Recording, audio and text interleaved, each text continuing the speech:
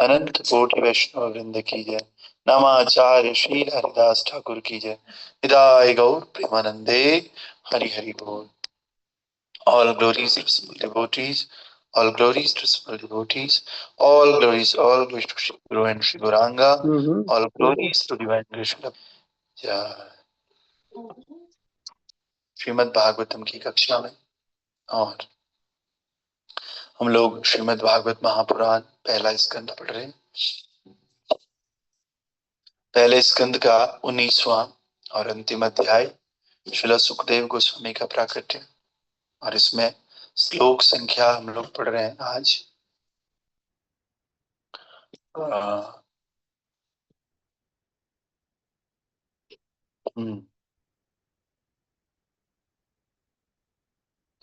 श्लोक संख्या 39, जो कि इस प्रकार से है।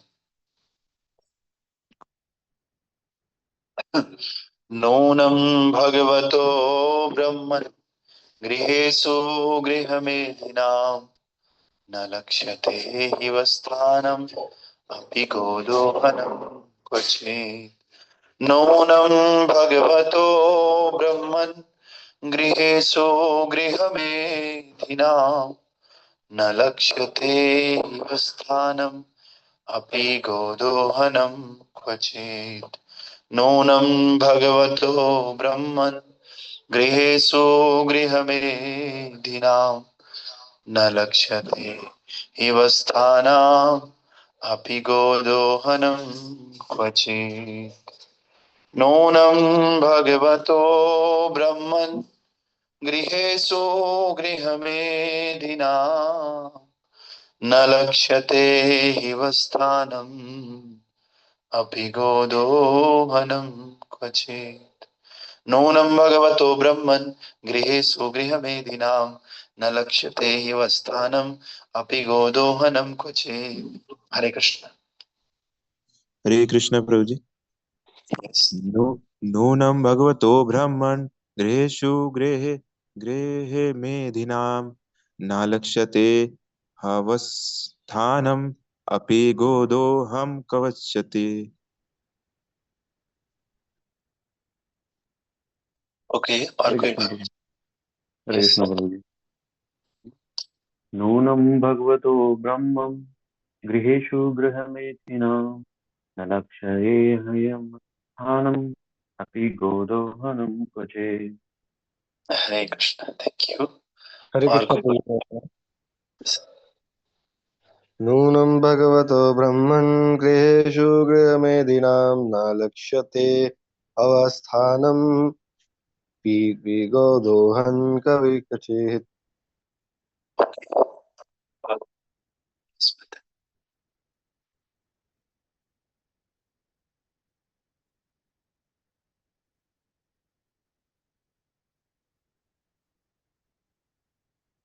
हरे कृष्णा, थैंक यू। और कोई भक्त? ओके, तो हमने कल देखा कि जो परीक्षित महाराज हैं उन्होंने भगवान को बहुत ही ग्लोरीफाई किया और साथ ही साथ अपने पूर्वजों को भी ग्लोरीफाई किया, और उन्होंने कहा कि मेरे पूर्वजों के कारण यानी कि पांडवों के कारण मुझे भगवान का रिश्तेदार बनने का मौका मिला है, मेरी ऐसी कोई योग्यता थी नहीं। और अब सारे भक्त और संतों का गुणगान कर रहे हैं, कह रहे हैं कि आप महान संतों और भक्तों के भी गुरु हैं। सुखदेव गोस्वामी को कह रहे हैं, मेरी आपसे ये प्रार्थना है कि भाई आप समस्त व्यक्तियों के लिए और विशेष रूप से जो व्यक्ति मरने वाला है, मरणासन है, उसके लिए आप मेरा मार्गदर्शन कीजिए। आप उसके लिए जो परफेक्शन है क्या है, पूर्णता का मार्ग दिखलाइए आप उसके लिए। तो फिर हमने देखा था कि ये भी कहा उन्होंने।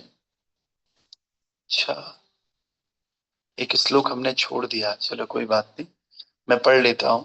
38 वाला हमने छोड़ दिया। यच्छोतव्यम अथो जप्यम यद कर्तव्यम निभि प्रभो स्मर्तव्यम भजनीयम वा ब्रूहि यद्वा विपर्ययम्। यच्छ्रोतव्यम अथो जप्यम यद कर्तव्यम निभि प्रभो स्मर्तव्यम भजनीयम वा ब्रूहि यदा विपर्ययम्। कृपया मुझे ये बताओ कि मनुष्य को क्या सुनना चाहिए क्या जपना चाहिए, क्या स्मरण करना चाहिए तथा क्या पूजना चाहिए, और ये भी बताइए कि उसे क्या क्या नहीं करना चाहिए, और कृपा करके मुझे ये सब बतलाइए। तो ये अब सुखदेव गोस्वामी को क्या कह रहे हैं कि मुझे ये बताओ, साफ साफ शब्दों में कह रहे हैं कि मनुष्य को क्या सुनना चाहिए, किस मंत्र का जप करना चाहिए और किसका स्मरण करना चाहिए। क्योंकि हम सब लोग हम सुनते भी हैं, जपते भी हैं और स्मरण भी करते हैं, याद भी करते हैं। तो कह रहे हैं क्या सुनना अच्छा है, क्या जपना अच्छा है, और किस चीज का स्मरण करना अच्छा है, और किस चीज का मुझे पूजन करना चाहिए। क्योंकि सब लोग दुनिया में पूज रहे हैं किसी न किसी को। कोई ऑफिस में अपने बॉस को पूज रहा है, कोई घरवाली को पूज रहा है, कोई बीवी बच्चों को पूज रहा है, सब लोग पूज रहे हैं। पूजने का मतलब होता है सेवा करना। तो हमें वास्तव में किसकी सेवा करनी चाहिए, और ये भी बताओ कि हमें क्या क्या नहीं करना चाहिए। मुझे डूज बता दो और डोंट्स बता दो, बस, और कुछ नहीं चाहिए। ठीक है, तो आज के श्लोक में अब कह रहे हैं, नूनम भगवतो ब्रह्मन गृहेषु गृहमेदिनाम न लक्ष्यते हिवस्थानपि गो दोहनम क्वचित। गो मतलब गाय, दोहनम मतलब दोहना। कह रहे हैं कि आप शक्ति संपन्न ब्राह्मण हैं, और कहा जाता है कि आप लोगों के घर में मुश्किल से उतनी देर भी नहीं रुकते जितनी देर में गाय दुही जाती। अब गाय को धोने में कितना समय लगेगा, 5 7 8 10 मिनट। तो जो ब्राह्मण संत होते हैं वो क्या करते हैं, किसी के घर में उतनी देर रुकते हैं जितनी देर गाय को धोया जाता है। आप तो शक्ति संपन्न ब्राह्मण हैं, और कहा जाता है कि आप लोगों के घर में मुश्किल से उतनी देर भी नहीं रुकते जितनी देर में गाय धोई जाती है। तात्पर्य भाई अर्चनीय वंदनीय प्रातः स्मरणीय जगत गुरु श्रील प्रभुपाद जी द्वारा, श्रील प्रभुपाद की जय। तो हमारे प्रभुपाद जी बता रहे हैं, संन्यास आश्रम में संत तथा मुनि गृहस्थ के घर प्रातः काल गायें धोते समय जाते हैं और अपने उदर पोषण के लिए कुछ दूध मांगते हैं। गाय का धरुष्ण एक शेर दूध का एक प्रौढ़ व्यक्ति के शरीर पोषण के लिए पर्याप्त होता है। सभी विटामिनों से युक्त होता है, अतएव संत तथा मुनि मात्र दूध पी करके जीवित रहते हैं। गरीब से गरीब गृहस्थ भी कम से कम 10 गायें रखता है, और प्रत्येक गाय कम से कम 12 से 20 सेर दूध देती है। सेर मतलब हो गया लीटर, आई थिंक। तो अतएव कोई भी व्यक्ति साधुओं के लिए कुछ सेर दूध देने में झिझकता नहीं है, यह झिझक नहीं दिखाता। यह गृहस्थों का कर्तव्य है कि वे बच्चों की भांति संतों तथा मुनियों का भी पालन करें। इस प्रकार श्रील सुखदेव गोस्वामी जैसे संत को किसी गृहस्थ के द्वार पर प्रातः काल 5 मिनट से अधिक नहीं रुकना होता है। दूसरे शब्दों में ऐसे संत गृहस्थों के घरों में विरले ही देखे जाते हैं। इसीलिए महाराज परीक्षित ने उनसे प्रार्थना की कि जितनी जल्दी हो सके वे उपदेश दें। अब देखिए, जो सन्यासी होते हैं, सन्यास धर्म में होते हैं, भक्त तो सभी तरह के हो सकते हैं। गृहस्थ भक्त भी होते हैं, सन्यासी भक्त भी होते हैं, ब्रह्मचारी भक्त भी होते हैं, वानप्रस्थी भी होते हैं। तो जो सन्यास धर्म में है, कह रहे हैं उनका क्या है कि उतनी देर जाना है। वो सुबह सुबह जाते थे पहले, क्योंकि हर किसी का घर शुद्ध थोड़ी है, क्या पता वो क्या बनाते हैं क्या खाते हैं। लेकिन दूध ऐसी वस्तु है जो हमेशा शुद्ध रहती है, तो इसलिए गाय से दूध दुहा और दे करके उनको पकड़ा देते थे। क्योंकि गरीब से गरीब व्यक्ति के घर में गाय तो रहती रहती थी। अभी भी गांव में या कुछ समय पहले भी, कितना ही गरीब क्यों ना हो, गाय और खेत दो चीजें तो होंगी ही होंगी। खेती करेंगे उससे खाएंगे, और जो गाय है उससे दूध आएगा, दूध बेचेंगे उससे थोड़ा पैसा कमाएंगे, और उसी दूध से अपने घर का भी लालन पालन कर लेंगे। तो प्रभुपाद जी कहते थे आपको कुछ भी करने की आवश्यकता नहीं है। अगर एक व्यक्ति के पास कुछ खेत है और उससे वो खाने को अन्न उगाता है, और एक गाय है, गाय से पीने को दूध मिलता है, तो बस उसका जीवन बढ़िया है। लेकिन आजकल गाय बाहर कुत्ता अंदर, कुत्ता पालते हैं शहरों में। और गाय का गोबर उठाने में हमें दिक्कत होती है, गाय के गोबर से बदबू आती है। कई बार जो सो कॉल्ड मॉडर्न लोग हैं गौशाला में जाते हैं तो बोलते हैं अरे नहीं नहीं, गौशाला के पास में नहीं, बड़ी बदबू आती है। लेकिन वही लोग कुत्ते को सुबह सुबह मॉर्निंग वॉक पर ले जाते हैं और साथ में एक पॉलिथीन रखते हैं, और जब कुत्ता पोटी करता है तो उसको उठाते हैं। उसको उठाने में उनको कोई दिक्कत नहीं होती। तो इसको बोलते हैं कलयुग। क्या बोलते हैं? कलयुगी जीव है, ऐसा सोच रहा है। तो हमको क्या करना है?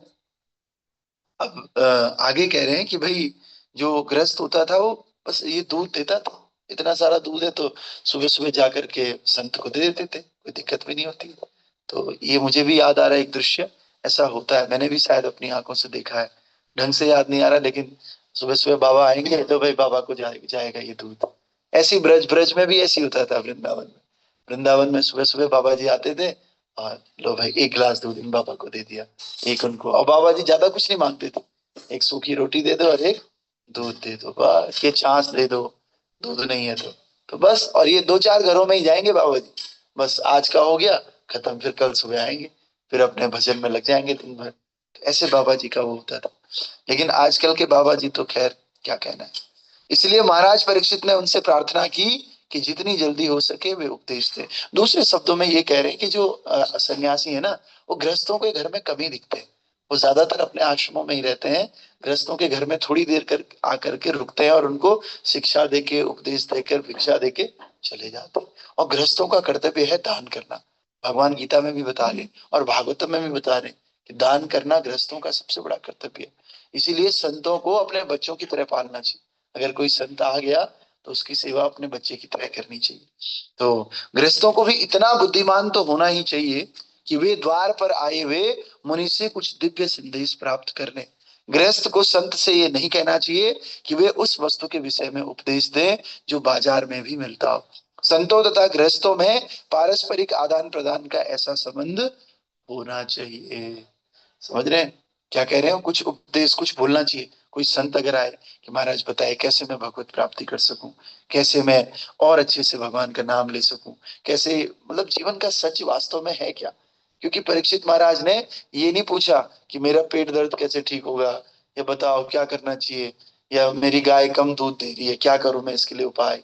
लोग इसीलिए आजकल धर्म अपनाते हैं कि कोई तेल मंत्र के देता है, कोई कुछ चावल मंत्र करके देता है कि हाँ भाई इससे तुम्हारा ठीक हो जाएगा, जॉब लग जाएगी, जाओ तुम्हारा ये हो जाएगा, तुम्हारा वो हो जाएगा। नहीं, संतों का काम ये नहीं है।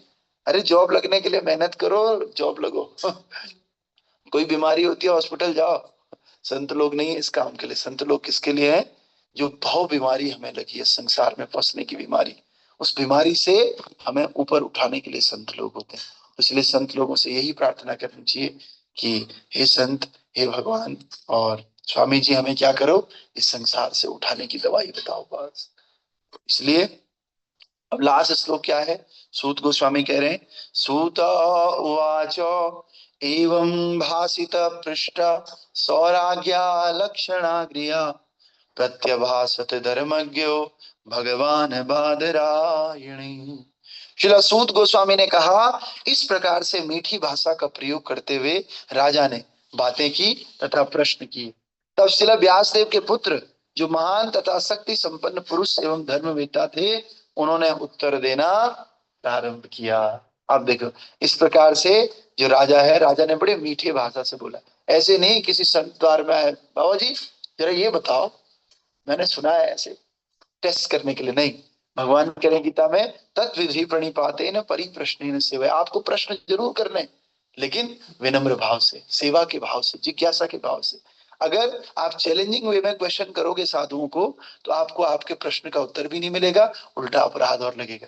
इसलिए विनम्र होकर के, सेवा करके, उनको आसन दे करके, जैसे कि परीक्षित महाराज ने किया, वैसे करके साधुओं से प्रश्न करना चाहिए, अवश्य प्रश्न करना चाहिए, लेकिन बहुत विनम्र होकर के और जिज्ञासा के कारण।